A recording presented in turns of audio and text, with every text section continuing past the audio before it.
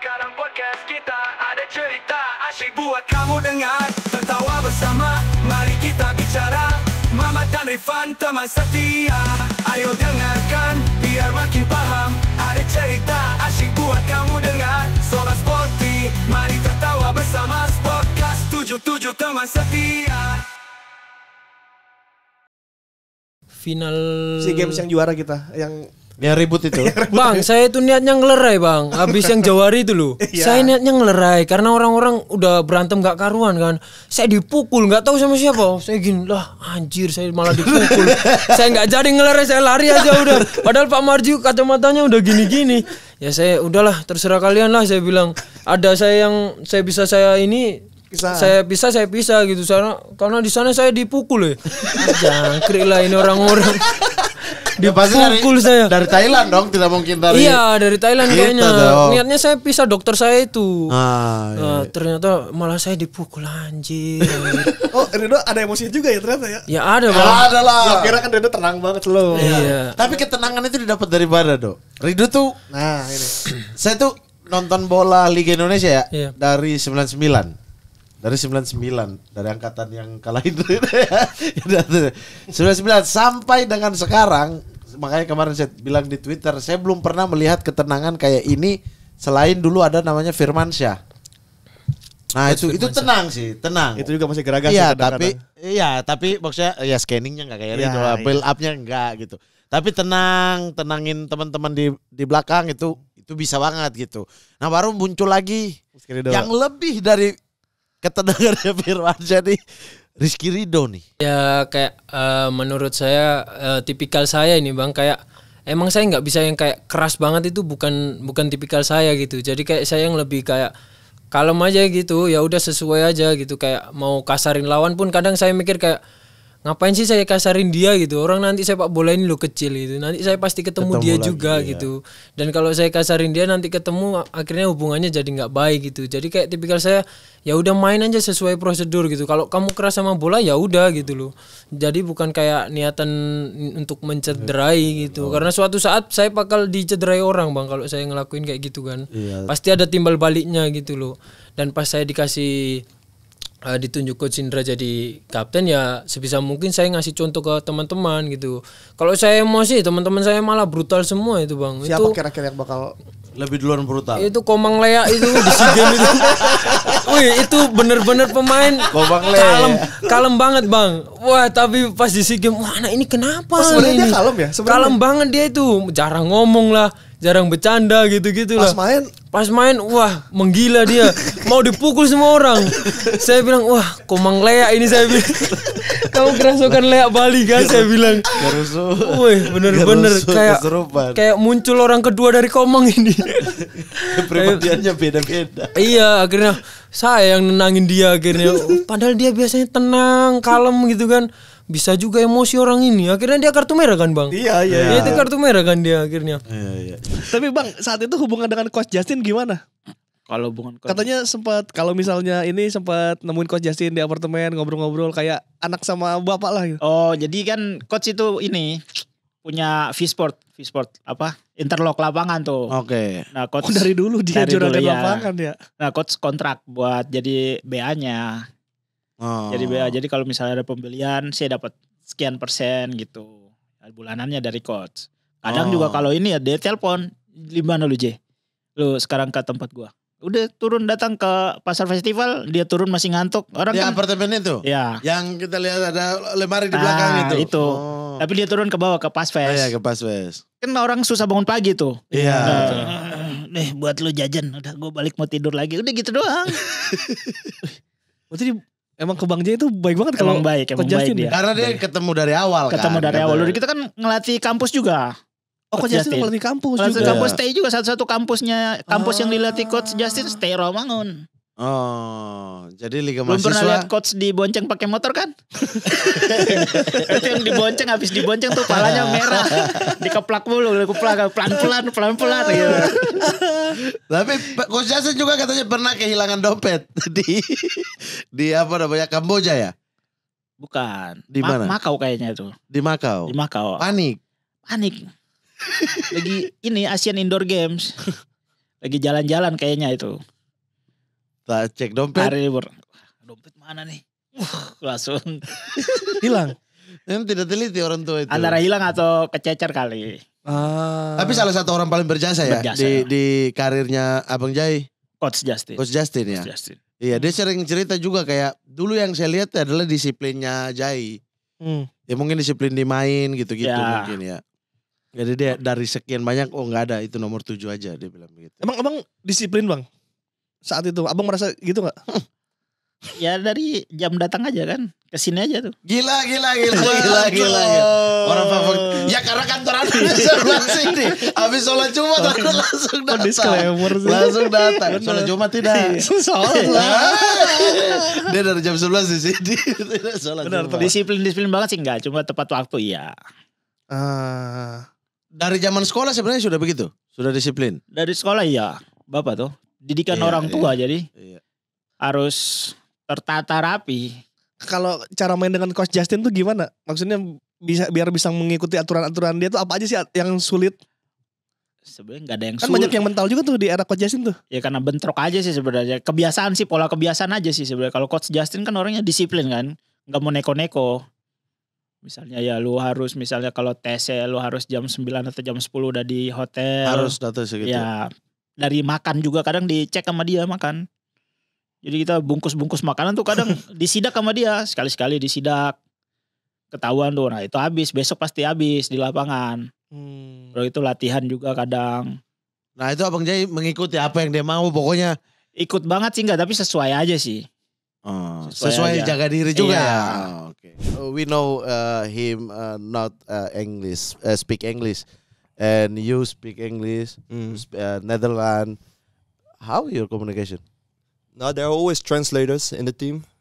We have an English translator, Oh ya. translate everything. But the coach Shin Tae-yong, he can speak the basic English words. So some Like things me. he understand. You're better. Your English is better. I want to be a coach in the national team. No, but the communication is also really good between us. We can say whatever we want to each other, and that's what makes us strong as well. To be open to each other. So that's really important to do. It's no problem. No problem. Okay. No problem. Yeah. In national team, you play with some player Ivar in the first naturalization. You play with Ivar, Jordi Amat, Oh ya. and now maybe 9 for 11 lineup is different man. Yeah.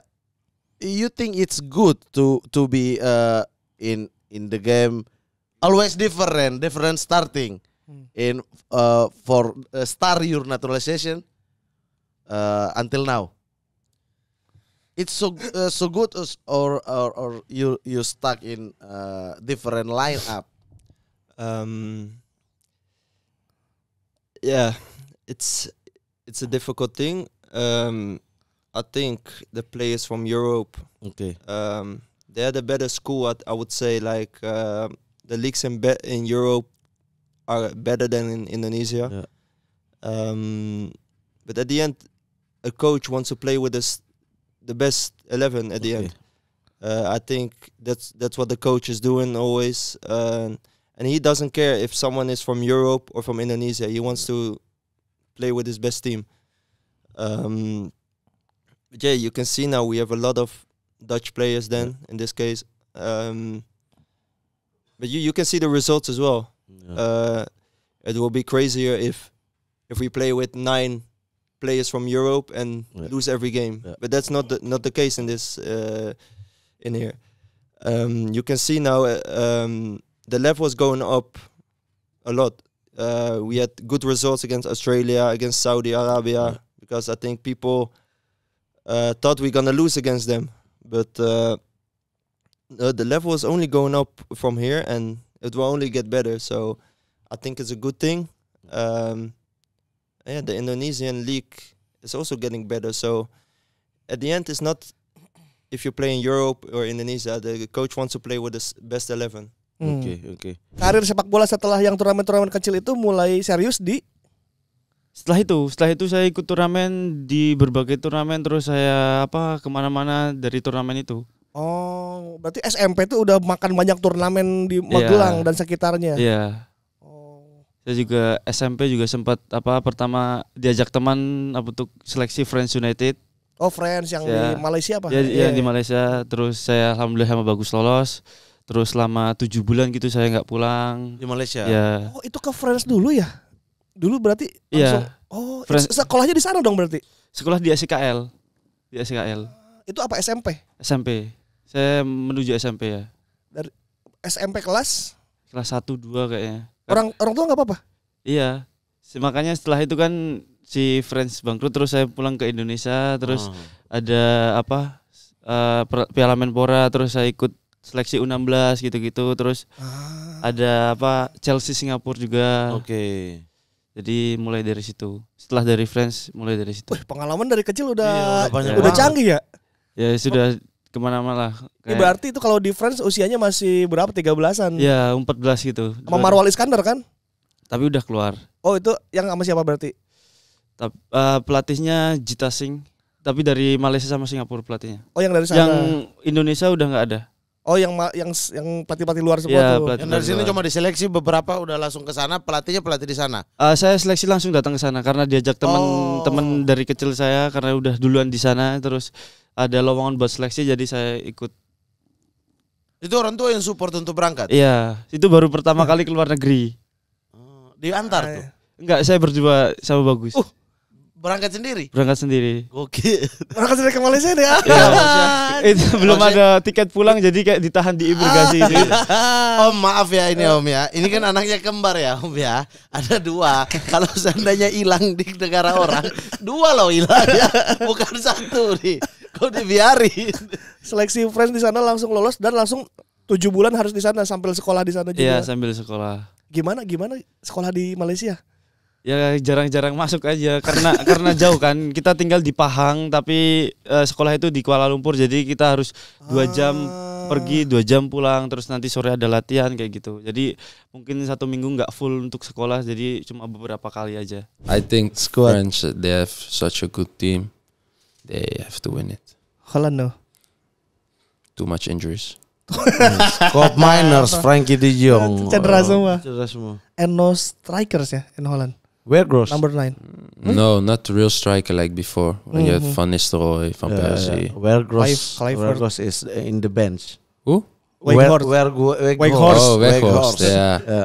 Yeah. How is it? Weghorst. Weghorst. Weghorst. Yeah, it's good. Verdang. Hmm? Verdang. Verdang dibaca Calvin apa? Verdong. Oh, Verdong. Verdong. Donk. Verdong. Nathan Chuaon. Yeah. Good. Nathan Chuaon. Jay coba. Hah? Jay. J. Aegis. Why you No, come on. why you laugh? Say again? J. Aegis. Ijish. Who is Jesus? I don't know. Bang Jai. Bang Jayadi. Jayadi. What the true Jay? Jay. Aegis. Itzus. It's Yeah. It's us, coy. is very very hard to Indonesian mood. Yeah. Indonesian lips. It's very very hard. Yeah. Ragnar Uratmangun is very It's Easy. But in Holland, it's not easy for them. yeah. Oh yeah. Yeah, they have trouble always. What they say? Oral Mangun. They say everything except the right pronunciation. Why your namesake is Uratmangun? And why 11? Oratmangun is family name, Okay. but you don't have in Indonesia really, yeah? Yeah. Like family name.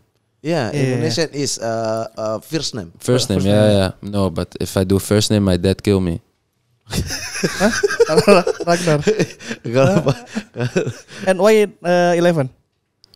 I just like the number. It's a Arjen good Robben. number. Arjen No. Robben. No. It's just a good number. Good number. Yeah. I like it. And when I play on the left, It's 11. it's supposed to be number 11 on the left wing.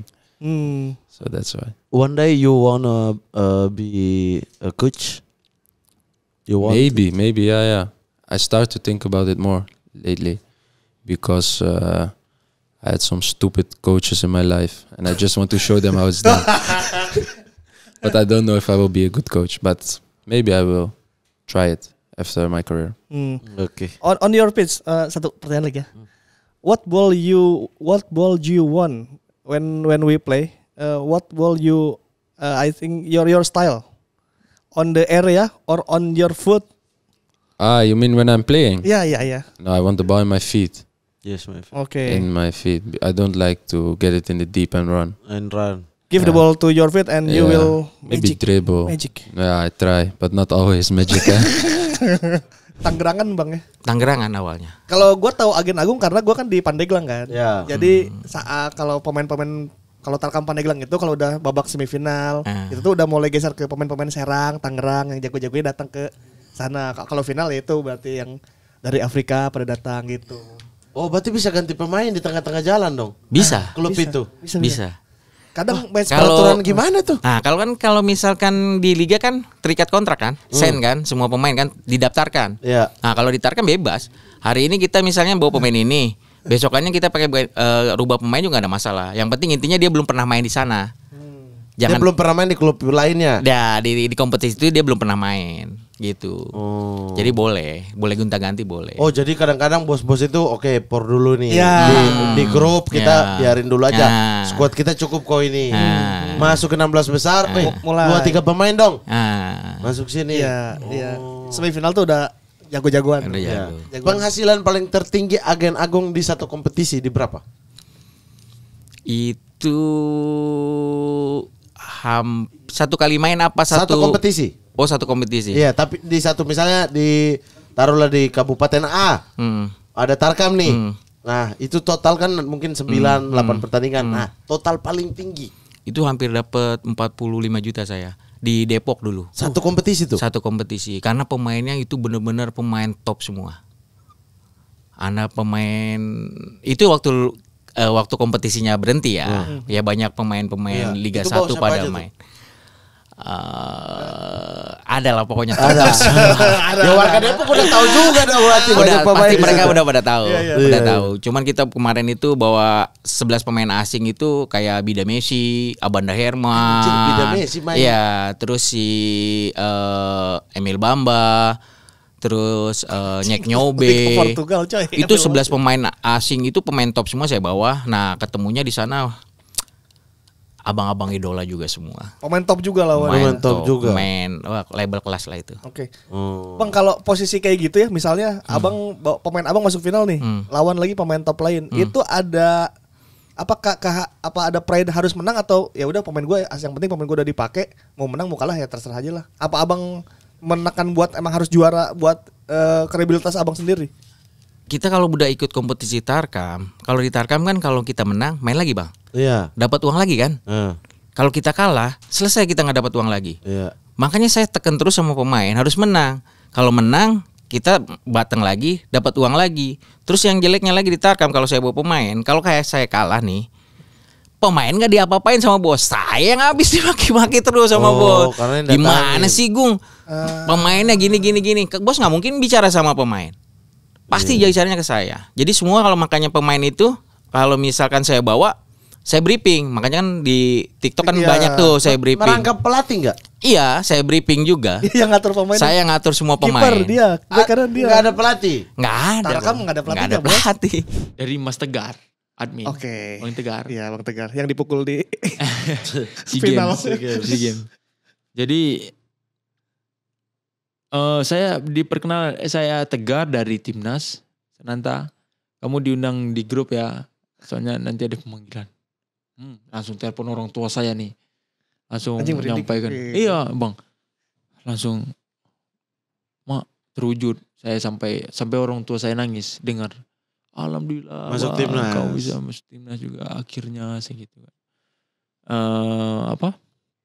Saya dipanggil sama Coach Shin apalagi kan. Sebelum itu saya nggak ekspektasi juga saya bisa dipanggil timnas kan. Habis itu nggak lama itu saya debut melawan Kurakau. Yang di Bandung. Yang di Bandung. Saya kan nggak bermain lama tuh. Itu nangis. Aku nonton tuh. Ya sedih. Itu main. kenapa Itu nangis? yang debut yang pertama yang menurut saya yang belum kurang nggak puas gitu kan. Pertama tuh saya kaki saya kena stud lah kalau orang bilang kena lututnya. Sakit. Sakit. Oh kena suntik. Kena suntik sama lututnya sakit. Mungkin kita kan butuh menang juga kan kemarin kan. Iya mungkin betul. coachin atau gimana kan. Diganti lagi kan, pemain pengganti diganti lagi. Ganti lagi. Dari situlah. Tapi orang nggak ada yang benar-benar nggak ada lah yang mau hujat atau bagaimana. Tapi kayaknya coachin juga kalau pemain baru gabung timnas sering digituin deh. Dikasih dia masuk, habis itu diganti lagi. Apa? Pas pertama tuh dia gitu modelnya. Masuk, ganti lagi. Masuk, ganti lagi. Iya. Cepat dia. Cepat. Itu hari itu Yance juga debut deh kayaknya si Yance juga dipanggil kalau nggak salah. Non Kurakau. Kurakau, Yance belum. Yance pas lawan kita main di Bogor tuh. Oh dari Burundi. Iya.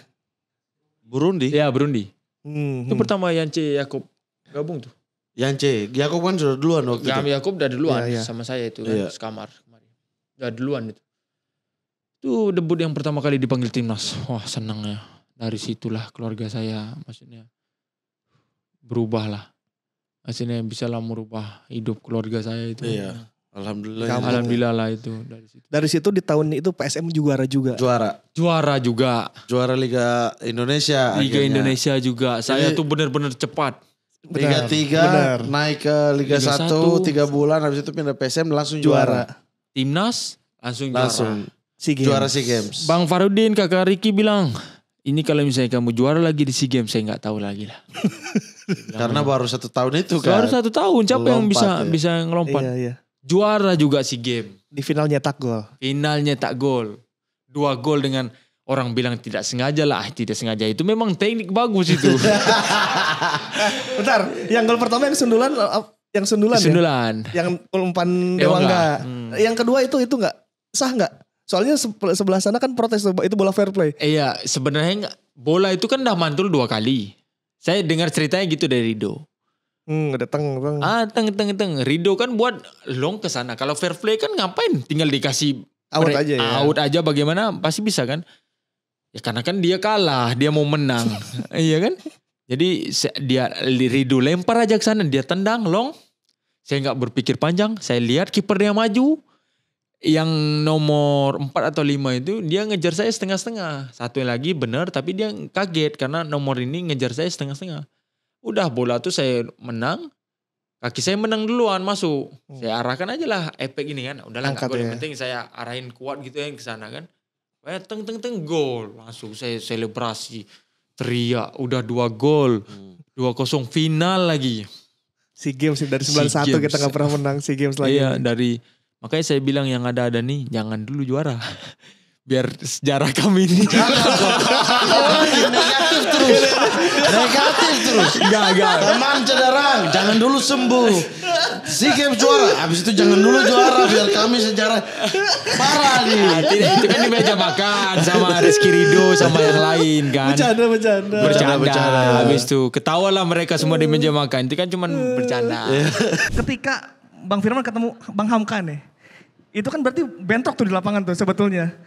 Dalam hati kecilnya kan kenal sebetulnya karena di timnas bareng kan. Itu suka ini gak sih sebetulnya hati kecil Bang Firman tahu nih Hamka temen aku. Cuman kalau di lapangan harus pura-pura atau gimana? Sebetulnya kapten itu yang paling bagus untuk mengemban ban kapten itu ya di posisinya Hamka. Back ya. Atau enggak goalkeeper. Karena dia lebih banyak wise. Melihatnya lebih luas. Jarak pandangnya lebih luas. Kalau maka saya kalau di press Hamka sudah tahu bagaimana press, orang saya belakangnya dia terus. Oh, ya kan gitu kan. Iya, jadi dia lebih tahu bagaimana kapan ada gap terlalu jauh antar lini, dia lebih banyak komunikasi. Jadi dia memberikan instruksi, saya tinggal menginstruksikan yang di depan. Jadi estafet. Oke.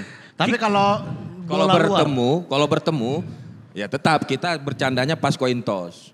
Coin toss. Malah mana mau pilih mana nih? Tapi pas di dalam sudah tetap kita fight. Saya kira coin toss gitu. Woi, kamu pukul wasit ya mana? tapi Bang Mamat, kapten sana, kapten sini. Kita punya rekaman ketika Bang Firman dan Bang Hamka coin toss. Bang Hamkanya sudah bercanda. Tapi manusia ini tidak bercanda. Kita lihat rekamannya ya. Ketika coin toss, nah ini dia. Nah ini kita nah coba kita lihat muka Bang Firman dan lihat muka Hamka Hamzah. Woi, Bang Firman lihat. Lihat nggak ada senyum-senyumnya Bang Firman lihat. Itu bercanda. Itu lihat Bang Firman nggak ada senyum lihat. Lihat. Hamka udah ngajak senyum nih. Nih lihat Bang Firman nggak ada senyum. Tuh silahkan. Tuh Hamka udah ketawa-ketawa tuh. Wait, kasar sekali.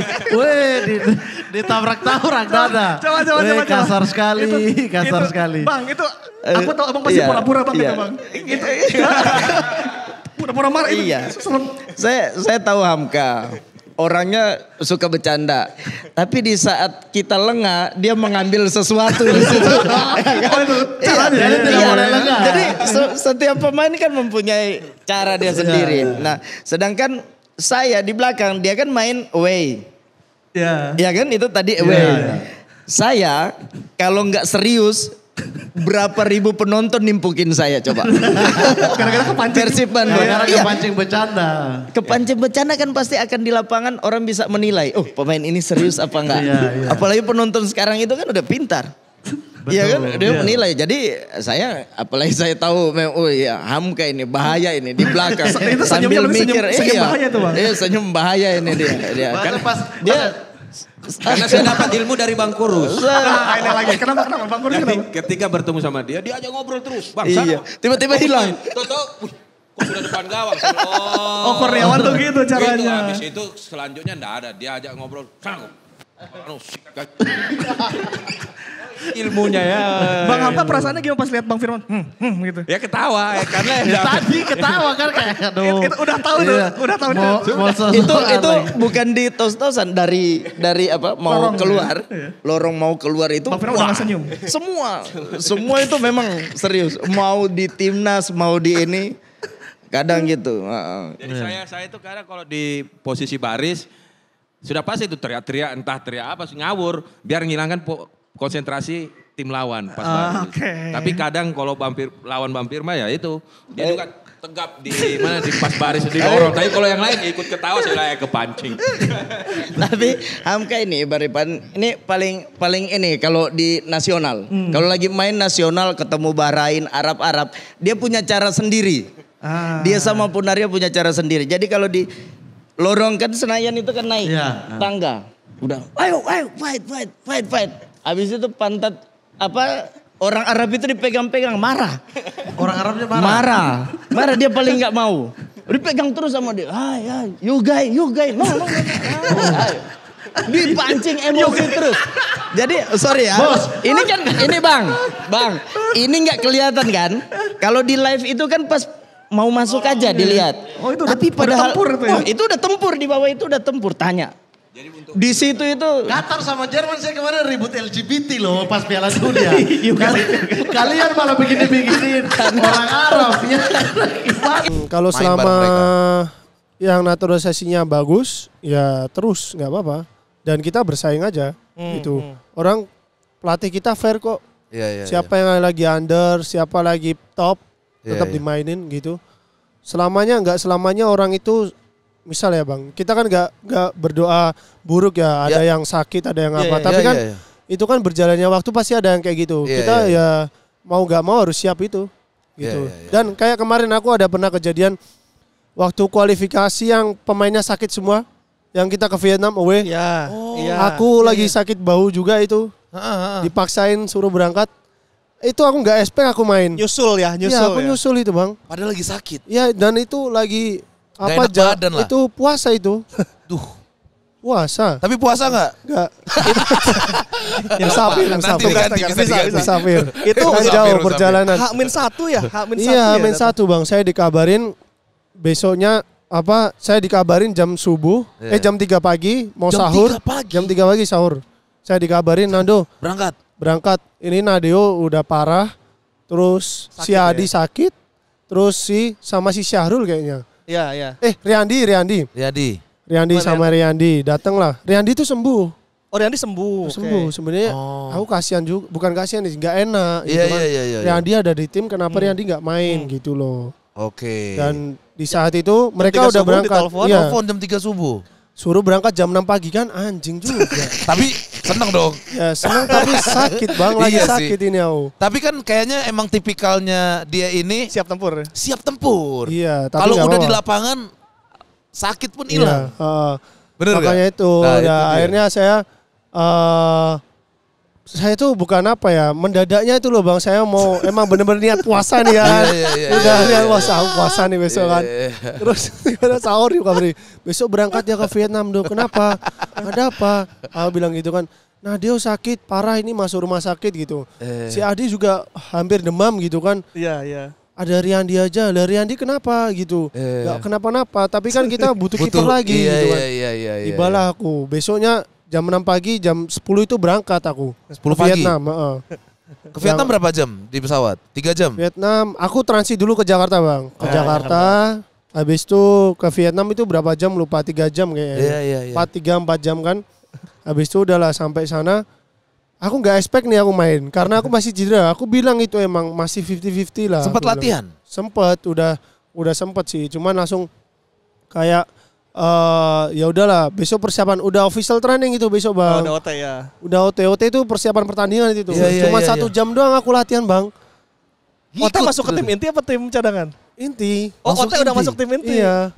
Nah dia, Langsung. wah gue inti nih Gila. jangan-jangan itu. Langsung aku tuh nggak enak aja. Orangnya tuh nggak enakan aku. Aku Ya bilang, orang ada kiper satu lagi kok. Riyandi ya. Riyandi itu aku bilang, Ri ini bukan keinginanku. Aku bukan nggak ngompor-ngompori buat aku datang gitu. Aku nggak kayak gitu. Terus akhirnya pelatih Riyandi bilang, oh dia aku tahu itu pelatihmu aja, emang pelatih gitu kan gitu. Akhirnya tibalah waktu main tanding bang aku, tangan itu udah masih sakit banget. Jadi mau nggak mau ya udah main aja. Sampai aku kan keram-keram itu aku kan sampai duduk kan itu di pertandingan. Itu keram bukan aku karena apa? Emang karena Ya, fisik capean nggak aja. siap. Iya. Gila, Karena aku emang. udah rest berapa ya? 2 minggu itu bang, hampir 1 bulan rest. Iya. Karena tangan itu. Ya Gokil. itulah. Untung hari itu Orat Mangun sama Tom bagus Sangar, banget. lebih sangar banget, dia. fire banget. Itu kemenangan setelah Itu baru pertama 20 kali aku tahun lihat ya? Orat Mangun itu. Oh itu pertama kali. Iya. Gimana Itu pertama Orat kali? Mangun pertama? Keren ini emang kualitas lah, ini harus saling kualitas. Fair dong, Fair dong. Kelas bagus. Kelas ya. Top, Kemarin top. pertama kali main bareng itu Iya. kan. Tapi dari latihan udah kelihatan emang dia Bagus. kelasnya udah bagus banget. Pertama kali lihat Tom Hay gimana dengan sepatu kayak hitam. Kayak bapak-bapak. Kayak bapak-bapak terus Saya manggilnya Prof terus. dari awal udah kelihatan bagus apa masih Emang- 50-50? Masih ya dia adaptasi cuaca aja kayak napas gitu sih. Kalau emang umpan-umpannya ciamik banget, gak usah Di diomong lah. Vietnam kelihatan tuh. Kelihatan Umpan banget. Kelihatan. Aku dimarahin, "Woi Nado main build up." "Oh iya ya, sorry aku baru sembuh juga," aku bilang gitu. langsung dimarah-marah. Iya, main build up, come on aku capek gitu katanya. Ya sorry aku bilang gitu kan. Dia pakai bahasa Inggris gitu kan. Iya. Aku capek aku bilang gitu, aku baru sembuh juga, Cok. Aku bilang gitu. Ini nggak tahu juga, aku bilang. Tahu nih. Waktu zaman 2011 pun masih latihan masih benar, Patrick Banggai. Masih. Masih Kalau oke itu ya? Masih. Di bawah coach RD juga Masih. Saya pas sudah keluar timnas terus di klub itu. Nah mulai agak mulai. santai aja lah. Santai lah. Ini sama-sama Yongki berarti. Yongki juga merasa dia bilang. Yongki pernah datang ke sini terus bilang penyesalan dia salah satunya adalah cepat puas karena dia sudah dapat Mana semua. apa ya? Mungkin dulu kita kan gak ada kayak sekarang yang banyak apa training untuk sepak bola ya. Iya. Yang kayak sekarang ada coach yang macam dia bisa bantu pemain untuk kebugaran, dia tetap jaga kebugaran. Kita dulu kan jatuhnya di klub aja deh. Karena ada pelatih fisik. Iya. Kalau kita sendiri malas lah. Oh yang paling cuman ada private ini ya. Jadi tidak ada tambah-tambah ekstra latihan private training sendiri. tuh kayak sekarang. Oh jadi itu yang membuat. Cuma ya kembali ke kemauan sih. Salahnya di saya punya kemauan hilang. Oh berarti hasrat untuk menang, hasrat untuk bermain bola itu juga berkurang. Setelah mencapai juara dan lain sebagainya. Bukan hilang juga, maksudnya ya seperti itu, mungkin cepat puas. Cepat rasa bisa nih, saya biar nanti liga selesai saya nggak latihan juga, nanti kembalinya pas ada tim. Pas masuk lagi saya kembalikan saya kondisi di situ. Nah itu salah. Ya harusnya. Sebenarnya kan ada target breaknya ini saya harus latihan terus, juga. latihan terus. Itu ya. Makanya ya itu penyesalan terbesar buat saya. Iya. Harusnya satu itu dijaga terus. Harusnya saya kondisi. jaga terus. Kalau saya yakin kalau saya jaga terus Mungkin sampai sekarang saya masih bisa main di timnas. Iya. Iya, karena striker kayak Kakak Patrick itu tidak ada. Iya, sudah tidak hilang. Kehitung Tidak jari ada. lah, Tajam-tajam begitu, makanya saya bayangkan ya di tim sekarang ini, timnas sekarang. Kalau ujung tombak itu Patrick Wanggai. Yang masuk peak performance ya waktu. Iya, maksudnya lagi misalnya Patrick Wanggai 2011 lah. Selesai Aduh Tuhan itu Tom Hai kasih bola-bola terobos tinggal shoot Habis goal. sudah, habis ya. Iya, mau bola apapun itu jadi tuh. Verdong kiri ada. Iya. Di kanan juga ada Asnawi dan Yakob. Gara-garanya itu udah main SEA Games, udah juara Persipura, itu juara Liga udah di puas awal-awal ya. juga ya gitu. Berarti sebenarnya tidak boleh atau maksudnya bagaimana ya? Waktu Bagaimana stepnya sebenarnya supaya pemain bola itu dapat pick? Iya, Nah, supaya tetap sebenarnya- bertahan. Tidak apa-apa dia juara di usia muda, dapat semuanya di usia muda tidak apa-apa, tapi dianya harus sadar gitu. Sebenarnya kan jangan puas saja. Kayak macam saya udah nih sudah dapat semua. Jangan macam sekarang kita lihat Yamal itu. Iya. Udah dia nggak puas toh. Iya. Dia terus. Dan mudah-mudahan tidak cedera berat sih kayak Pedri atau ini Iya, yang lain. Pedri mereka. Iya. Itu ya, tantangan Mental sih, kembali ke kita punya mental sendiri. Mental ini apa yang membentuk? Lingkungan kah, di daerah kah, atau apa? Karena ini berefek untuk adik-adik besok-besok ya. Ya mungkin dari Wayna Cup ada bakat-bakat. Tapi banyak. Maksudnya ada bakat-bakat dia pengen jadi pemain bola. Apa yang harus dia hindari gitu? Apa Sebenarnya ganti? mungkin lingkungan. Ganti circle harusnya. Lingkungan yang baik kan Iya, bikin kita. kita jadi baik juga. Jadi dekat sama teman-teman yang betul-betul dia mau latihan. Iya. Itu juga kan lingkungan yang baik. Kayak saya sama abang, saya terus, ayo abang gym ayo gym, pergi nih. Ada yang ngajak terus kan. Lama-lama tuh kita yang balik ngajak dia, ayo gym dulu, latihan dulu. Saya dulu awal Perseman tuh gitu. Saya latihan sama Irfan Mofu. Oke. Itu yang senior istirahat, kita dua bangunin pelatih pagi-pagi minta latihan. Tambahan ya dari awal. Jadi berdua aja itu. Iya. Aduh, tapi sayang sekali ya. Karena foto-foto dulu di PON juga badannya. Badan oke. Iya. Badan masih kejar-kejar Mirja badan. Ini sekalian diskusi mumpung ada Coach Nova di depan aku nih ya. Iya. Dejan Antonik pola latihannya kan tanpa bola ya Coach. Yes. Dia endurance gitu. Udah lari-lari. Dejan tuh pernah bilang, karena ketika kamu bermain di lapangan, lu paling dapat bola 1 menit. Betul. Kalau dihitung nih ya, selama 90 menit, ketika nyentuh bola kan, misalnya 1, 2, 3, 4, 5, oper. Dapat bola lagi. Nah, ketika nyentuh bola itu paling kalau dihitung-hitung 1 menit atau 2 menit lah. Selama 90 menit tuh. Nah, sisanya apa? Sisanya kan kamu gerak terus tuh katanya tanpa bola tuh. Oh ya, off the ball ya kan. Kita lemah juga Indonesia di. Dejan tuh berpikir bahwa kita harus jago ketika tidak mendapatkan bola. Jadi fisiknya tanpa bola terus. Sedangkan di pola kepelatihan modern semuanya with the ball kan, kalau latihan kalau bisa lari touch bola gitu. Tapi Dejan pikir saat itu saya sih nggak di situ. Nah, terjadi sedikit kayak perdebatan nih di pelatih-pelatih yang di bawah-bawah. Jadi kita harus ngikut yang with the ball apa tanpa bola Coach itu Coach. Nah, itu jawabannya bagaimana Coach? Kalau saya jawab dulu, memang masalah dalam 90 menit pemain hanya pegang berapa detik atau menit lah. Karena saya sempat apa benar sih saya kok selama 90 menit tuh pemain pegang bola berapa lama. Kebetulan saya coba lihat tuh waktu itu Haaland di Manchester City. Jadi saya nonton bola sambil pegang stopwatch. Dia touch, saya pencet, dia lepas, saya matiin lagi. Dia pegang, matiin lagi. Dia selama 40 menit dia hanya pegang sekitar 3 menit. Itu Haaland ya? Haaland. Hanya 3 menit tuh. Sisanya berarti apa? Dia kan butuh lari, kejar bola, defense, buka ruang lagi, buka ruang lagi. Ya itu yang kenapa tadi akhirnya Dejan bicara seperti itu, menurut saya itu benar. Karena memang selama 45 menit pemain, ya kalau dia pegang bola terus paling nggak nyampe 10 menit lah. Bisa 5 menit, 6 menit. Itu sekelas Haaland yang mungkin gajinya dengan berapa miliar, dia pegang bolanya ternyata hanya 3 menit. Nggak nyampe 5 menit tuh dalam satu babak. Dan kita nggak sadar ya, kayak dia terlibat di 40 menit. Makanya itu ya. Haaland aja segini nih kita bola cuma sisanya butuh lari. Dan kenapa saya bilang with the ball akan bagus, tapi kalau di luar mungkin secara mental beda dengan pemain-pemain. Jadi kenapa di Indonesia saya bilang tanpa bola itu dibutuhkan, karena memang mental pemain Indonesia butuh yang latihan-latihan yang secara metode nggak bisa dengan bola. Karena kalau contoh kita di game lah, kalau di game di Eropa mungkin kita buatnya saat defend dia harus sprint lari, saat menyerang harus ikut naik lari. Tapi kalau di Indonesia biasanya di saat kita buat menyerang, yang belakang tuh jalan aja tuh. Secara fisik kan nggak dapet. Itu nggak bisa sama karena pemain depannya sprint, belakangnya nggak sprint nih.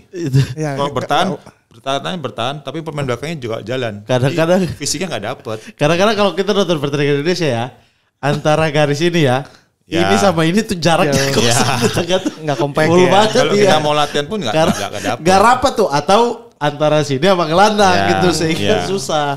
Gelandang mau cari ruang sampai meninggal di kotak penalti. Susah juga striker. Itu yang dianalisa sama Coach Shin sih. Liga Indonesia kelemahannya yaitu main bolanya 5 di depan, 5 di belakang. Itu dari dulu katanya ya. Dari dulu. Dari 96 itu yang Asia. kita perbaikin sih. Itu agar secara jaraknya selalu baik. Dan ini kan pasti dapat peluang banyak banget ya karena bola ke depan, bola ke belakang kan. Betul. Itu pun nggak bisa dimanfaatkan. Duet dangdut hip hop. Wah, jangan. Itu dangdut hip hop. Dangdut ada hip hopnya. Coba tes. Gak pernah ada kan? Coba Jared nyanyi dangdut sekarang. Mamat yang hip hop. Lagu apaan? Lagu apa? Apa aja coba. Contoh dangdut hip hop. Lebih baik itu. Lebih baik sakit hati. Itu ya, gitu. Iya. Jangankan diriku, semut pun kan marah bila terlalu sakit begini. Mamat. Rela-rela dulu. Oh ya.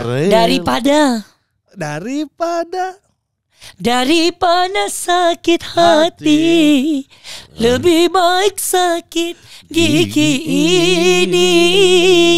Biar tak mengapa, rela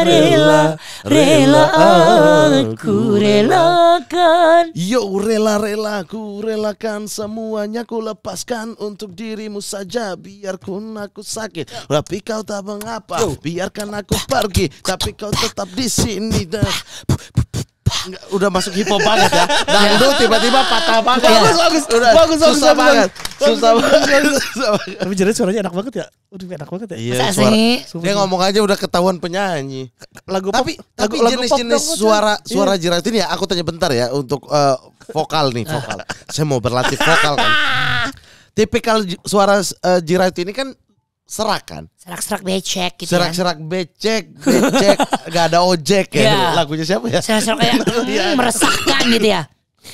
Itu tuh gampang habis tidak? Karena kita dengar itu kan kayak suara yang tipis. Wah, ini mau habis nih. Mau habis nih ini. Ya, emang suaraku emang begitu. Jadi nggak bakal mau tarik gimana pun itu susah. Tapi kalau 10 lagu habis sih. Tetap 10 lagu nyanyi mulu ya bakal agak serak-serak kering. Ada tipikal suara kan yang memang 2 lagu aja suaranya udah kelihatan. Aku bisa 8 lagu bisa.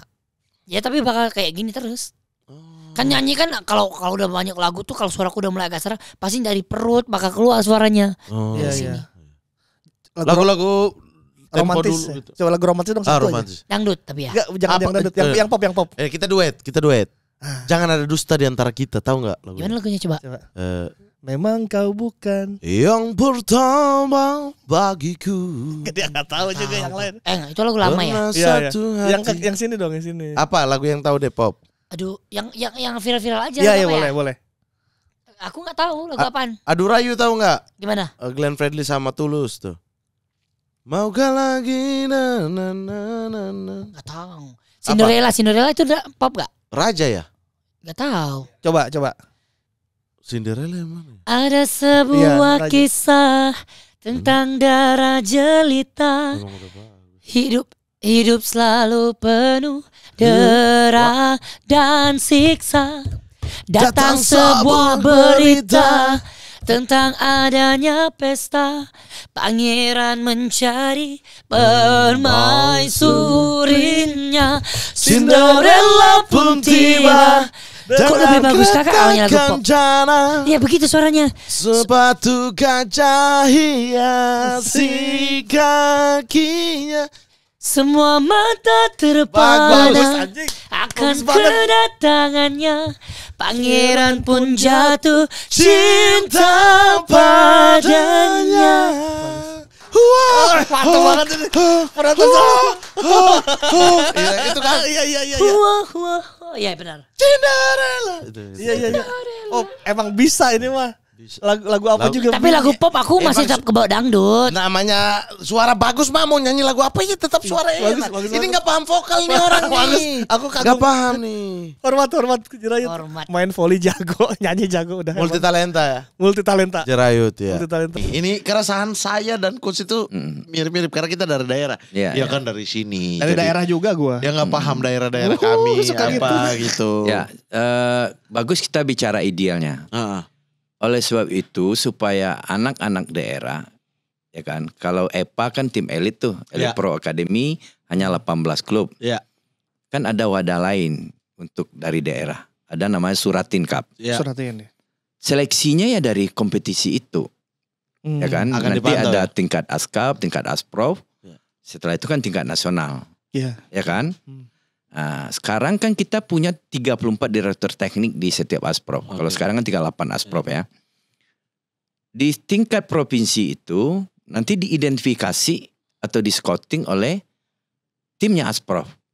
Tim tekniknya itu ya departemen tekniknya ASPROF. Nah, dari situ kan yang juara belum tentu dia. Misalnya ada tim B hanya 1 pemain bagus. Gak tahu dia nggak juara. Kan nggak kelihatan di tingkat nasional. Tetapi kan ASPROF sudah lihat. Nah, harusnya sesuai pertanyaan tadi, tim ASPROF, tim tekniknya memberikan data tersebut ke Jakarta. Harus berjenjang ya? Harus berjenjang. Tapi itu dilaksanakan tidak coach? Karena keresahan saya juga terhadap ASPROF dan ASCAP sebenarnya. Banyak sekali ya coach. Ini bukan sebagai pelatih ya, sebagai dirtek lah. Sebagai dirtek, coach, bagaimana cara menggerakkan ASPROF dan ASCAP? Bahkan di beberapa kabupaten capnya aja nggak ada, apalagi SSB gitu. Bagaimana mau scouting? Ya, saya harus jujur, memang realita kan. Nah, tapi kan ini yang lagi diperbaiki oleh Pak Ketum dengan kepengurusan yang baru ini, bagaimana ASPROF ini bergerak lebih kencang. Jauh ya. Kalau 34 atau 38 ASPROF, 516 ASCAP ini jalan. Generatornya jalan, itu dahsyat kita Bang Maman. Iya. Nah, kunci kita di situ. Sekarang Pak Ketum pun sudah mulai memperhatikan itu semua. Karena kita setelah tim nasional 1 tahun, kan ini kita pembinaan yang harus kita hidupkan. Bantuan ke ASPROF pun sekarang udah ditingkatkan. Nilainya. Gitu. Bahkan liga antar ASPROF kita udah nggak ada ya. Sekarang liga resmi yang ada itu di usia muda kan Suratin. Suratin itu yang sebenarnya kita lagi godok sistemnya kayak apa sih? Apakah selalu setiap tahun itu harus nasional? Karena di usia muda itu kan jumlah pertandingan yang penting. Betul. Usia 13-15 harus 25 sampai 30 match dia di dalam 1 tahun. Baru ada dampaknya. Suratin dengan sistem yang sekarang 3-4 kali main di ASPROF langsung tingkat nasional. Terus tingkat nasional 2 kali dia udah juara. Betul. Nah, kan oleh sebab itu di ASPROF itu kalau bisa, ini lagi digodok oleh PSSI, Sabtu Minggu main misalnya. Rutin ya berarti. Ya kan? Senin sampai Jumat latihan dengan para pelatih. Pesertanya ya mungkin SSB yang ada di situ, mungkin akademi yang ada di situ gitu. Dibikin sistemnya kompetisi. Sabtu Minggu main, ya kan? Mungkin sistem home and away. Memang problemnya kan geografis kita Bang Maman. Terlalu terhampar. Kalau di Jawa, kalau di Jakarta mungkin bisa. Gampang tapi ada juga Pulau Seribu kan. Nah, geografis kita yang kayak gini ini yang membuat kita kalau bikin sistem kompetisi terkendalanya di situ. Makanya dibikinlah turnamen-turnamen. Makanya yang harus bergerak justru yang di bawah ini. ASPROF dan ASCAP. Itu kalau itu bergerak. Harus. Nasional selama ini kan kayak mati suri sebenarnya. Muncul ketika kongres doang tiba-tiba ada tuh. Oh, ada ASCAP ya di sini, ada ASPROF ya di sini. Iya kan maksudnya. Tapi untuk bikin scouting namanya bikin. Tapi kita berbenah kok. Iya harus memang sekarang ini kan yang kita bicarakan kemarin-kemarin tuh. Seolah-olah mati suri. Nah, sekarang baru jalan tuh roadmapnya harus jelas dan kalau nggak mau ikut ya tinggalkan tuh ganti atau apa harus bisa begitu kan ya. Ya pokoknya kalau ada kita yang nggak benar, silakan dikritik. Iya itu. Dan makanya saya bersyukur dengan banyak sekarang ada podcast, ada media ini, Iya, lebih terbuka lah. Kalau untuk kita tambah dikritik kan tambah bagus. Kan ada yang kita nggak bisa melihat diri kita sendiri. Iya. Orang lain yang harus melihat diri kita sendiri. Ya kan? Iya. Kalau enggak kita ngaca diri gitu kan. Berarti kalau itu berjalan nasional poolnya udah banyak nih coach. Banyak. Kaki kiri tinggi berapa, posisi apa tuh udah tinggal ngecek. Iya, sama kayak yang saya bilang. Bahkan justru pemain-pemain bagus ya, misalnya kayak di Papua ya, saya suka nonton Tarkam atau apa gitu. Ih, kok orang ini nggak kesorot ya gitu. Apa keseruan yang paling didapat kalau offline dan online? Perbedaannya nih. Kalau offline punya dunia sendiri kita, punya dunia sendiri. Misalkan nih, anjing bener banget. Misalkan gue pakai Jupe nih. Allegri kan mainnya bertahan, gue mah enggak. Gue kan anti Allegri. 4-3-3 vertikal tiki-taka nih. Iya, enggak gegen press gue gegen press. Press atas buat apa? Gue di bawah masih Allegri dikit sih. Jadi misalkan gue nonton Jupe nih kalah nih, gue marahnya itu main FM. Nih Allegri ini, gue contohin gue gitu. Aja aku lagi kayak ngobrol sama teman imajinasi. Iya. Teman imajinasi di masa itu. Iya, jadi setiap Jupe main kalah zaman Allegri, gue langsung main FM gitu. Terus dibalas di FM. Iya, dibalas di FM. Yang paling enak itu apa coba, bursa transfer? Iya, paling. Terus ini kayak kita berharap satu pemain ini main di Juve. Iya, betul. Terus ternyata bangsat gak dibeli, padahal posisi itu tuh kita balas dendam di FM. Tinggal lu jual pemain Rugani misalnya, tinggal lu jual. Apa susahnya kali anjir? Jual beli pemain baru gitu. Allegri. Lu pernah enggak tapi main FM pakai dasi beneran? Pakai jas? Saya pakai seragam sekolah beneran. Dasi beneran. Gua sumpah pakai dasi beneran biar kayak manajer gitu. Kan dulu ada foto profilnya dimasukin kan di foto. Iya. Sekarang juga yang ini bisa lah. Dulu tuh hampir gak bisa ya? Apa? Yang 2006-2008 tuh udah bisa belum sih? Masukin foto bisa, masukin foto. Dulu belum bisa. Belum kok. Tahun 12-an. Itu baru di atas belasan. Iya. Di atas baru dia tuh bisa. Kita masukin foto. Sampai sekarang bisa masukin foto. Iya, kalau dulu itu dan negara pilihan juga terbatas. Terus kan animasinya masih bulat-bulat karambol kayak gitu. Oh iya, dari zaman bulat. Iya, benar. SMA kelas 2, aku ingat nih. Datang ke Jakarta. Jalan-jalan, ada nikahan saudara, tante, nikah. Dibeliin sama omku komputer. PC. Selama ini aku numpang sama sepupu dong. Dia Roma, aku Juve. Bertanding tuh, kita bikin 2 tim kan. Dia Roma, aku Juve. Siapa yang peringkat paling atas? Main liga nih bareng nih. Bareng nih. Beli PC. Wah, taruh di ruang tamu. Main-main, anjir disuruh tidur mulu nih jam 9. Aku putusin kabel belakang. Jadi colokannya rusak. Harus pindah tempat dong untuk komputer. Kamar. Sama semua. Kunci subuh. Aku di kelas FM apa? Mabuk. Mabuk di rumah gimana? Keluarga Islami banget. Emang tolol. Tapi gue pernah tuh Bang main FM pakai jas juga. Iya kan udah di kan? World Cup tapi. Bangsat. Orang ini. Bangsat. Bagus. Bang Radit apaan ya main di kamar. Pakai jas ngapain? World Cup. Gimana? Ini exco tapi masih ada orang lamanya. Sekjen masih orang lama. Terus kemudian bagian-bagian tertentu masih orang lama. Gimana Bang? Kan ketumnya ini kan ini ya, dia kan faktor maju terus. Oke. Jadi maju terus. Kalau yang nggak ngikut ya tertinggal. Dulu kalau yang nggak ngikut bikin munaslup. Bahaya nggak? Gimana Bang? Masalahnya kan ada munaslup terus. Ya ini kan karena satu mau maju, satu nggak mau. Akhirnya munaslup dia. Tapi ini kan jalan terus. Udah setahun setengah ini kan masuk terus. Aman berarti ya? Ya oke lah. Tapi secara visi Bang? Dipaksa ikut. Dipaksa ikut. Berarti selain timnas dan liga menaikkan kualitas exco juga. Karena saya dulu sempat bilang Bang, harusnya salah satu syarat untuk menjadi pengurus di sepak bola Indonesia adalah kalau sekarang kan berkecimpung. Yang tadi Abang bilang berkecimpung sepak bola. Harusnya untuk khusus Indonesia yang tidak pernah berkecimpung di sepak bola. Jadi orang baru semua masuk biar fresh di federasi. Harusnya ya. Akhirnya kan ada orang baru tapi masih ada orang lama juga jadinya kan. Itu yang ketakutan sebagian masyarakat bahwa betul. Tapi karena ini ketumnya kan agak keras, maksudnya dia daya dorongnya tinggi. Mau nggak mau ikut gitu. Dan kemarin kan udah juga kan pengurus PSSI juga di dalam dilepas tuh berapa puluh orang kan? Iya, yang PHK ya. Ya, saya sih nggak mau lihat kontroversinya, tapi yang pasti adalah dilepas juga. Yang nggak bisa ngikuti perkembangan ya apa boleh buat. Oke. Ini nanti akan ada banyak orang-orang baru, anak muda. Yeah. Kami udah dapat juga beberapa orang yang bahkan lulusan dari UCLA apa semua. Agak tertarik orang sama PSSI sekarang. Kita surprise juga.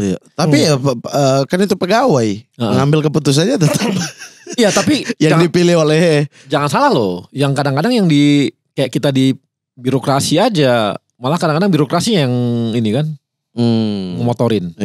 Karena mereka udah terbiasa kan, kita kan terus ngikut nih enggak. Jadi mereka akan ngikut gitu. Karena ketakutan kayak STY di awal kan pecah juga di dalam kan, bahwa ada yang mau lanjut, ada yang enggak. Nah, itu mah masalah dari zaman dahulu kala, dari saya kecil sampai saya udah besar ini masalah begitu-begitu muncul lagi gitu. Nah, ini ketakutan justru di awal-awal itu, wah ini gimana nih? Ada orang-orang lama di dalam, ini masuk gerbong baru. Aman-aman aja berarti. Kan semua program berjalan. Itu aja buktinya. 2 tahun bang. Iya 2 tahun. Masuk 3 tahun. Lu jangan suka gitu-gitu. Ngingatin. Nah pas turun di Seru gimana Pak Selvi Skor melihat kota itu? Ya biasa aja. Karena tujuannya datang mau main bola ya, bukan buat jalan-jalan kan. Tapi kan bagus di sana karena indah. Ya. Cuma nggak ada hiburan, mental kuat harus di sana. Kenapa? Karena tidak ada hiburan. Mall besar gak ada. Gak ada, mall kecil juga gak ada. Ya ada lah. Gak ada. Warung-warung Madura ada. Paling hiburan di pasar. Itu paling. Ya. Tidur berarti bareng teman-teman semua juga? Di mes ya. Di mes juga? Karena bos kita punya hotel yang namanya Kelapa 2. Di situ tapi hotel lama. Oke. Ada pocong di situ. Setan-setan. Masa ada? Emang iya? Kamu tidur tiba-tiba suara. Tapi nggak ada orang. Orang mabok itu. No, tapi di kamar itu apa namanya? Karena jatuh, karena keser sendiri barang kamu. Ya. Akhirnya pindah mes. No, di mes itu. Oh itu mes. Tapi lama-lama sudah biasa. Sudah berteman. Kalau jalan-jalan, soalnya siapa yang pernah cerita OSAS apa-apa ya? Dia sampai bawa bisnya Perseru gitu. Ya, kita semua kekeluargaan bagus di sana. Ya, cuma kalau kita mau main di luar kandang itu kita harus cari pemain. Harus cari pemain? Ya. Karena semua tidak mau keluar dari Serui. Ya, karena mereka makan pinang kan. Iya. Terus saya tidak tahu juga kenapa ya.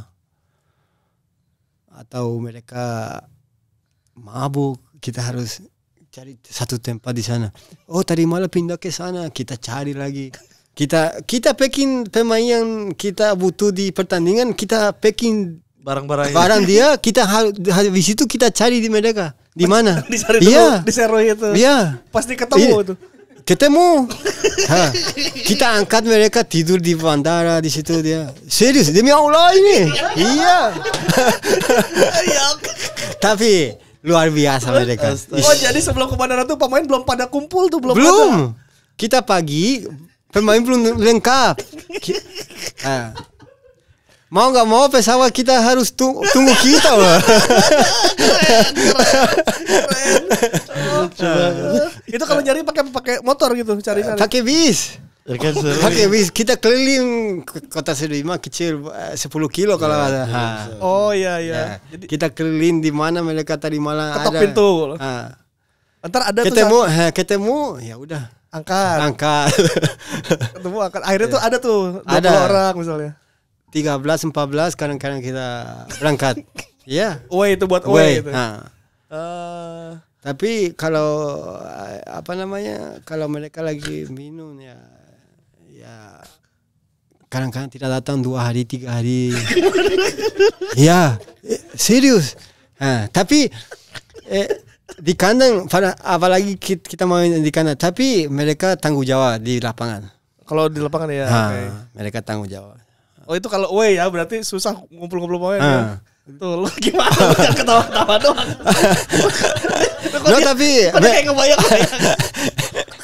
Dokter Tirta datang ke podcast yang pertama, badannya udah pada bagus ya. Lu juga udah enggak Anda yang tiba-tiba muncul. Iya, Anda yang tiba-tiba sampai dekat pakai parasut pakai jaket kiri kan buat nutupin perut kan. Tiba-tiba zut. Kalau Mamat semenjak ketemu di Kaks kelihatan berubah. Udah berubah. Iya, dia udah intermittent 2 mingguan. Fasting. 3 minggu ya, 2 minggu ya. Sebulan ini mah. Tapi dokter Tirta sih yang jadi bagus banget badan nih sekarang. Iya. Emang olahraga terus ya? Iya Pak, seminggu 6 kali. Rest cuman sehari di hari Senin. Enggak, sorry. Saya tuh pengen banget olahraga. Saya sampai udah beli barbel-barbelan di rumah karena saya udah ngobrol kan. Iya. Kalau saya nggak suka di luar, sukanya di rumah aja. Udah beli gitu. Tapi mengatur waktu pekerjaan itu yang sulit. Oke. Nah, pengen tiap hari olahraga. Tapi kan ada kerja nih, pulang malam udah capek.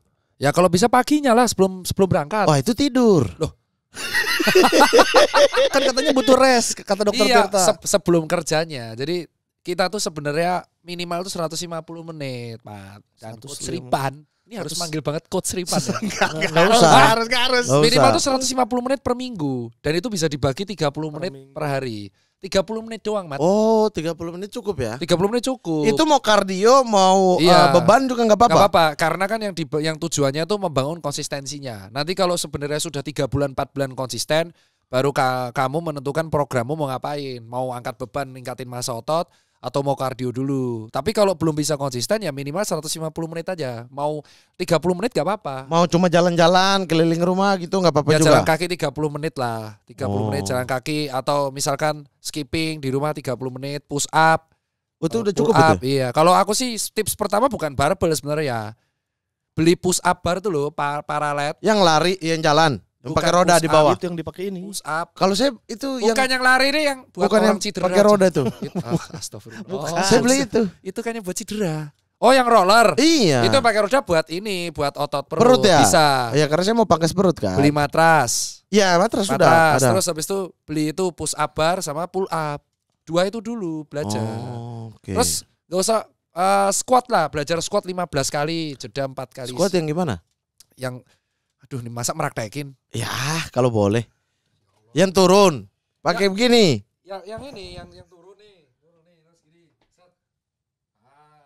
Ini 15 kali. Oh, 15 kali. Itu buat paha. 15 kali paha, kaki, paha sama pantat. Oke. Paha sama pantat itu 15 kali 4 set, setiap set jeda. Nah, itu kan cukup. Itu kan tanpa barbel. Oh iya, itu cuma badan aja ya. Soalnya itu penting banget otot kaki itu buat masa tua. Lu tahu nggak kenapa kalau kita tuh skip angkat beban kenapa di masa tua? Karena ligamen. Kurang tepat. Kok sarjana kesehatan? Iya, karena gigi. Wajar. Anda tanya karies, saya jawab nih sampai habis. Iya betul.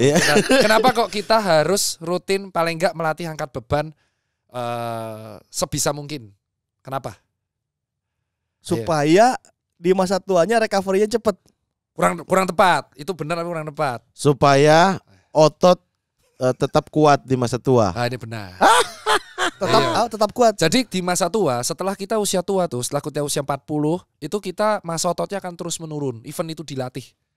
Nah akhirnya di masa tua banget, kalau kita nggak ngelatih otot dari muda, atau sejak usia 40-30 nggak dilatih, di masa tua kita akan mengalami penurunan masa otot yang drastis. Akibatnya tulang bonggolnya tulang tok yang nupang kita, makanya rentan patah. Karena kan di masa tua densitas tulang, kebatan tulang udah berkurang. Nah makanya aku tuh selalu ngomong sebisa mungkin kalau nggak bisa nge-gym, latihlah kekuatan massa otot minimal squat, push up, pull up. Karena tuh squat itu buat melatih yang bawah, push up itu buat dada sama tricep ya atau bahu, pull up ya buat punggung, itu dulu. Baru nanti ditambah yang lain. Iya, Dok, tapi ini yang jadi soal nih. Saya tuh kan kalau kita semua ya, bangun kan pegel-pegel tuh. Karena tidur lah, kita nggak tahu posisi tidur dan lain-lain, bangun kan harus gini-gini. Nah, itu langsung olahraga nggak menyebabkan cedera. Ya iya, nggak boleh dong. Masa bangun tidur langsung olahraga? Ya stretching dulu, warming up dulu toh. Oh tetap harus gitu ya? Iya, masa kamu langsung bangun tidur, oke kita nge-gym. Saya bangun tidur langsung pikul kasur tuh. Langsung Langsung pikul kasur kemana? Iya kemana aja kayak jemur kayak apa. Yang cukup dikagumi di latihan lah. Latihannya oke. Pas main juga 100% gitu-gitu. Siapa? Mungkin sekarang Tom Haye ya? Tom Haye. Dia pegang bola tenang juga. Ya, Waktu posisinya saya ikut yang kualifikasi Vietnam itu. Kita main small game itu. Dia main bola 1-2 sentuhan aja. Gak perlu banyak salah. fisik ya. Iya, gak salah. Tapi dia gerak terus, dia passing. Enak sekali. Jadi saya mau ngepres nih. Udah dipassing sama dia. Saya mau ngepres lagi dipassing sama dia. Karena dia udah scanning kan. Iya itu. Dimana, terus gitu. dia passingnya akurasinya bagus. Jadi waktu latihan enak dia. Iya. Dan itu posisinya Arkan juga sama kan. gelandang. Oh iya ya, benar. Iya. Jadi bisa belajar di TV dari video-video ini. Kalau di lapangan langsung duel ada Tom Haye nih role model. Gitu. Makanya setiap dipanggil ke senior itu dikasih main bersyukur, nggak dikasih main ya latihan bareng itu kan udah pengalaman. Iya. Gitu. Dan dapat instruksi kan berharga sekali. Jadi nanti kalau misalnya ada yang salah dikasih tahu gitu kan, apa salahnya, apa kekurangannya gitu. Jadi bisa lihat yang senior lain juga gimana. Kalau gitu. sekamar sama siapa biasa di timnas? Sama hoki. Hoki cara. Di 2-3 kemarin hoki juga. Hoki. Kan yang senior kemarin. Senior hoki kan kupanggil juga jadi hoki. Iya. Kebetulan sama hoki. Tim muda ya. Berarti ntar ini yang akan memimpin U23. Itu coach kayaknya nyiapin Arkan tuh buat. Iya kan dari yang sebelumnya juga udah ada generasinya Rido udah dicoba. Apa sekarang Rido tulang punggung. Ada Arhan dan lain sebagainya selanjutnya gitu. Iya. Dia malah bilang masukin saya di senior itu buat mental. Jadi di 2-3 nanti biar inilah bagus lah gitu. Ya, secara pengalaman udah gitu. Ada strategi ikut-ikut, pemanggilannya juga udah ada strateginya. Dikasih main ya bersyukur gitu.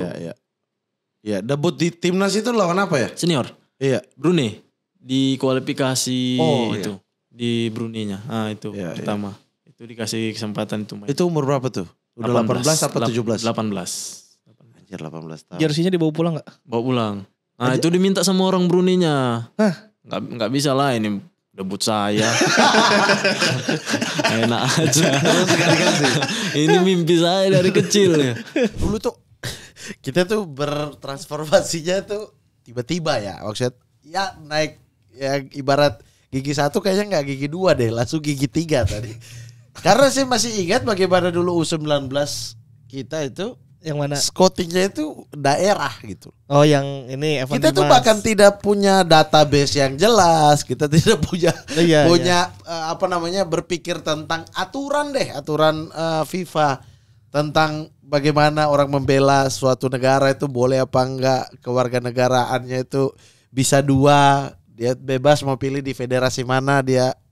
Kita kan nggak punya pemahaman soal itu. Kita cari di pelosok ini dapat si ini, di pelosok Indonesia sini. Kita masih main di level daerah nih gitu. Kesadaran ini muncul karena apa Pak? Diaspora ini harus ditarik semua ke Indonesia. Sebetulnya gini, pemanfaatan atlet diaspora di satu sisi, tapi di sisi lain kita juga sangat mendorong pembinaan sebetulnya. Betul, itu harus. Ya kan? Kalau kita lihat struktur budget di Kemenpora saja, itu jelas sekali bahwa fokusnya adalah pembinaan dengan membangun sport facility yang itu ada di Cibubur. long target ya. Jadi itu semua dilakukan mencari talenta-talenta terbaik di pelosok negeri, mengadakan kompetisi, itu terus dilakukan. Merenovasi 20 stadion seharga 2 triliun itu tetap dilakukan karena memang ada Inpres nomor 3 tahun 2019 tentang percepatan sepak bola. Gitu loh. Jadi ini hal-hal ini sebetulnya kompetisi usia muda itu juga terus berlanjut dan ditingkatkan. At the same time, kita juga tidak menutup mata terhadap potensi atlet diaspora kita.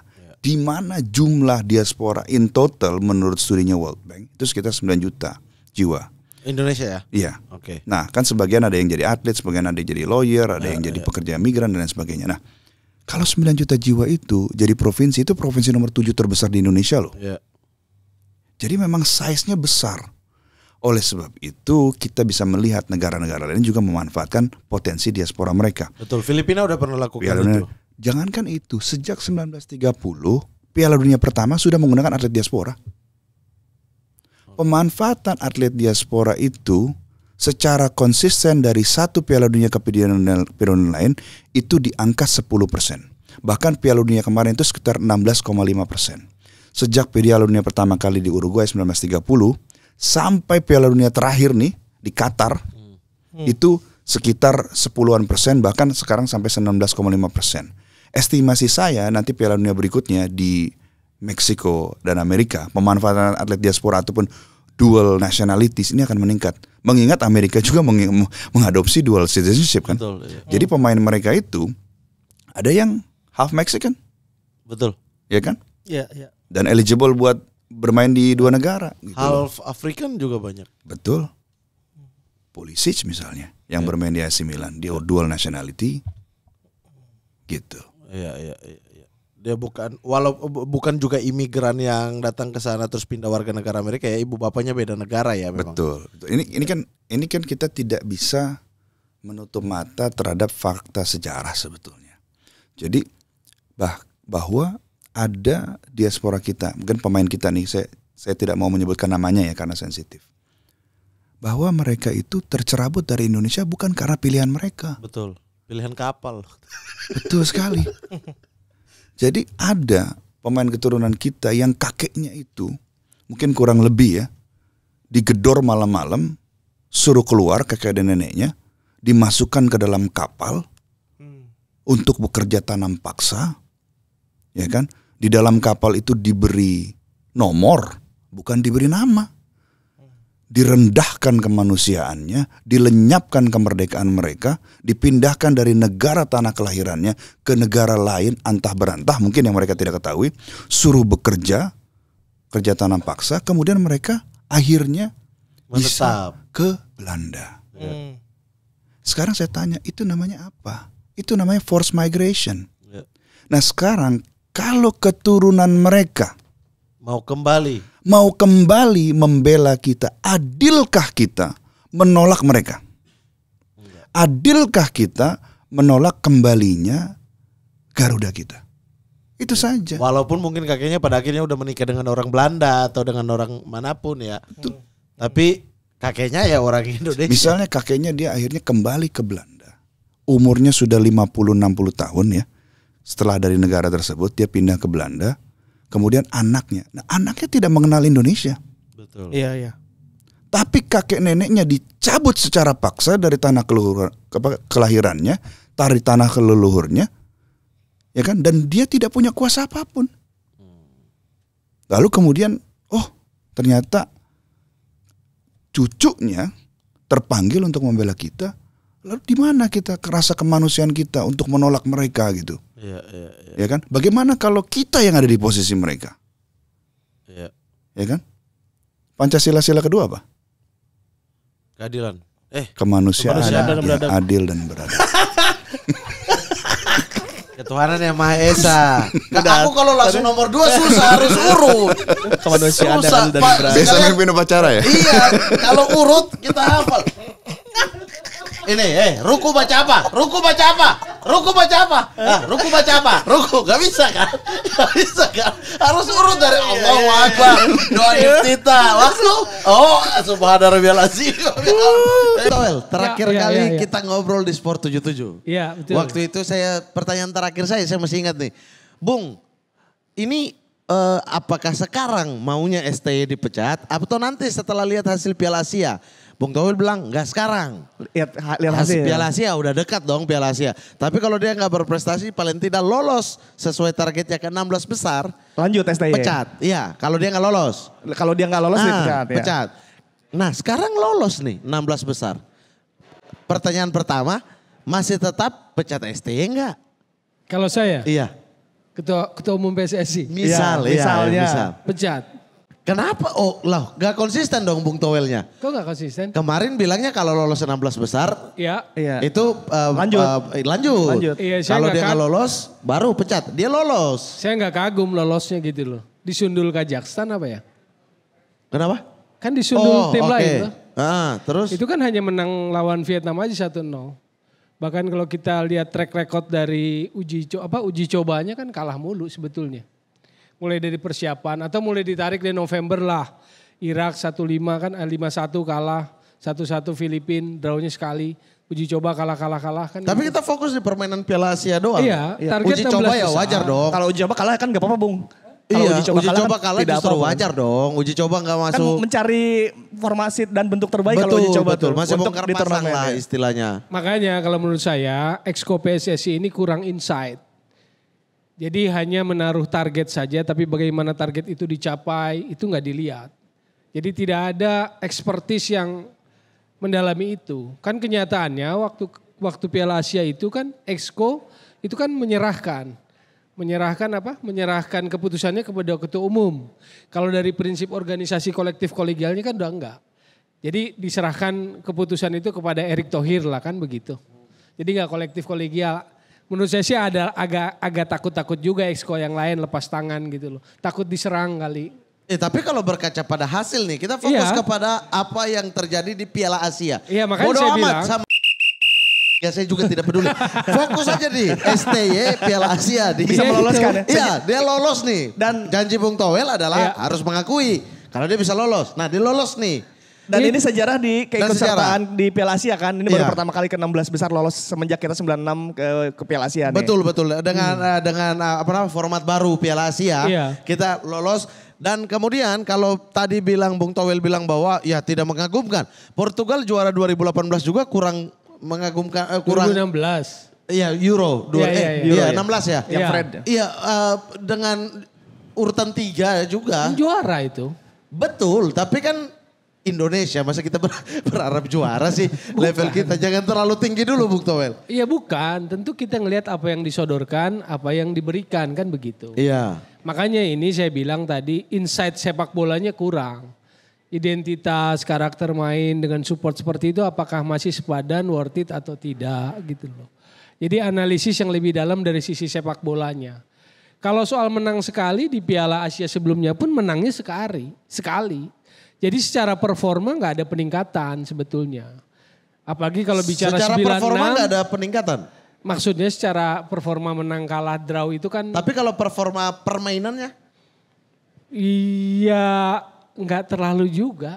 Kalau menurut saya sih. Apanya yang kuat coba? Kita dipuji pelatih Australia. Kita juga dipuji oleh pemain-pemain Jepang bahkan pelatih Jepang bahwa mereka pun kaget Indonesia bermain seperti ini. Iya terus kita harus terlena tapi gitu kita ditolak oleh seorang yang bernama Tommy Welly. Gokil bro.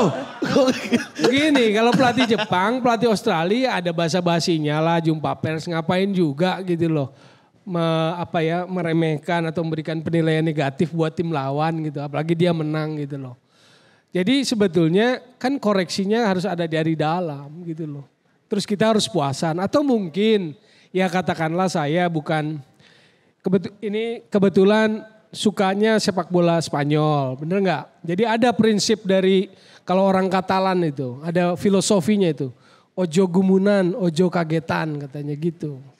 Jadi jangan cepat terpesona, jangan cepat kagetan. Ya saya nggak merasa harus terlalu terpesona, saya nggak terlalu terkaget-kaget gitu loh. Tapi terheran-heran. Gitu. Tapi terheran-heran. Enggak juga. Kitanya ke Bung Towel ya terheran-heran. Podcast 77, cerita kisah seru, update dari berbagai sudut, teman setia Sobat Sporty.